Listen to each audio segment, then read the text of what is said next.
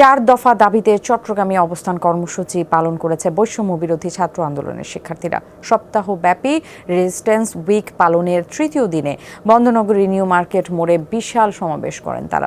শিক্ষার্থী হত্যায় জড়িতদের বিচারে বিশেষ ট্রাইব্যুনাল গঠনের দাবি জানান শিক্ষার্থীরা।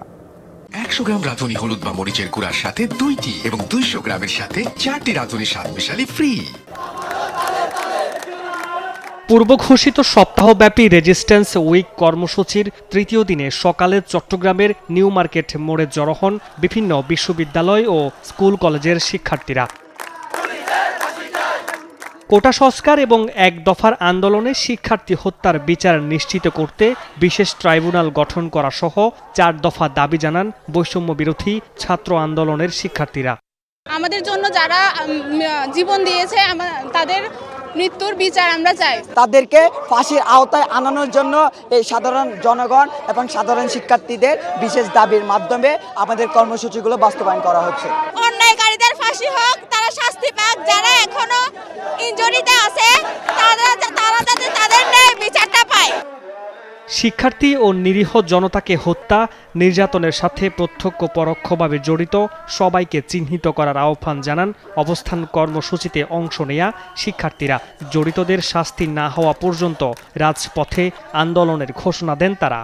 নির্বিচারভাবে আমাদের ভাইদের মারা হয়েছে, যা তাদের বিচার না দেওয়া পর্যন্ত ততদিন আমরা কি আন্দোলন চালিয়ে যাবো এভাবে। এতদিন সাধারণ ছাত্র সমাজকে হত্যা করেছে, খুন করেছে, এদের বিচার বাংলার মাটিতে আমরা ছাত্র সমাজ করবই ইনশাআল্লাহ। ছাত্রদের উপর যারা গুলি চালিয়েছে, দা চালিয়েছে, তাদের বিচার হচ্ছে না ততক্ষণ পর্যন্ত আমাদের এই আন্দোলন অব্যাহত থাকবে। আওয়ামী লীগ সরকার পতনের পরও তাদের নেতাকর্মীরা ষড়যন্ত্রে লিপ্ত অভিযোগ করে তাদেরকে রুখে দেওয়ার প্রত্যয় শিক্ষার্থীদের কণ্ঠে। যদি এই শহীদের রক্তের বিনিময়ের পরেও যদি আমার বাংলাদেশের ষড়যন্ত্র হয়, তাহলে আমরা হাত গুটিয়ে ঘরে বসে থাকবো, বাসা বাড়িতে বসে থাকবো না। যত ধরনের শত্রু আছে আমরা তাদের মোকাবেলা করার জন্য আমরা সবসময় একসাথে থাকবো।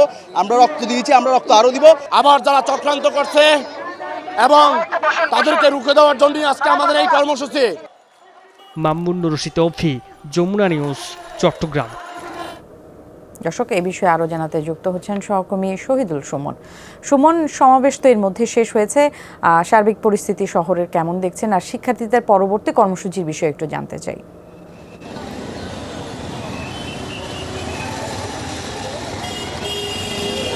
ন্যাসি, সমাবেশ শেষে এখন কিন্তু পরিস্থিতি অনেকটাই শান্ত এবং যান চলাচল আসলে স্বাভাবিক হয়েছে। দুপুর পর্যন্ত যেহেতু শিক্ষার্থীরা নিউ মার্কেট এলাকায় অবস্থান নিয়ে সমাবেশ করেছে, ফলে এই সড়কটি ব্যবহার করা আসলে অনেকটা কঠিন ছিল। অর্থাৎ যেহেতু নিউ মার্কেট এলাকায় সমাবেশ ছিল, এই সড়কটি দিয়ে আসলে তেমন একটি যান চলাচল করেনি। ফলে এখন যেহেতু সমাবেশ শেষ, আবারও কিন্তু আসলে যান চলাচল স্বাভাবিকভাবেই চলছে। যদিও বা শিক্ষার্থীরা সমাবেশ শেষ করলো, এখন কিন্তু কাজীরদৌরি এখানে পাশেই বিএনপির একটি সমাবেশ চলছে। ফলে বিএনপি নেতাকর্মীরা আসলে উপস্থিত রয়েছে। তার বাইরে শিক্ষার্থীরা তাদের সমাবেশ শেষে এখন যে দায়িত্ব, তারা কেউ ট্রাফিকের দায়িত্ব পালন করছে এবং তারা অন্যান্য যে সব দায়িত্ব প্রতিদিন নিয়মিত পালন করে সেটিতে আসলে তারা আবারও ব্যস্ত হয়ে পড়ছে। শিক্ষার্থীরা যেহেতু 7 দিনব্যাপী তাদের যে কর্মসূচি ঘোষণা করা হয়েছে এবং সেটি কিন্তু আজকের তৃতীয় দিনের কর্মসূচি ছিল এবং আগামীকাল চতুর্থ দিন তারা যে কর্মসূচি পালন করবে সেটি আসলে রাতের দিকে তারা ঘোষণা করবেন কি কর্মসূচি তারা পালন করবে। এখনো পর্যন্ত শিক্ষার্থীরা তাদের যে কর্মসূচি সেটি পালন শেষ করেই কিন্তু এখন বিভিন্ন মোড়ে তারা কেউ অবস্থান নিয়েছেন, কেউ যে ট্রাফিক নিয়ন্ত্রণের যে দায়িত্ব তারা পালন করছে সেটি আসলে তারা করছেন। সব মিলিয়ে শিক্ষার্থীদের সমাবেশ শেষে কিন্তু এই মুহূর্তের যে পরিস্থিতি কাজীরদৌরি সেটি কিন্তু অনেকটাই স্বাভাবিক রয়েছে।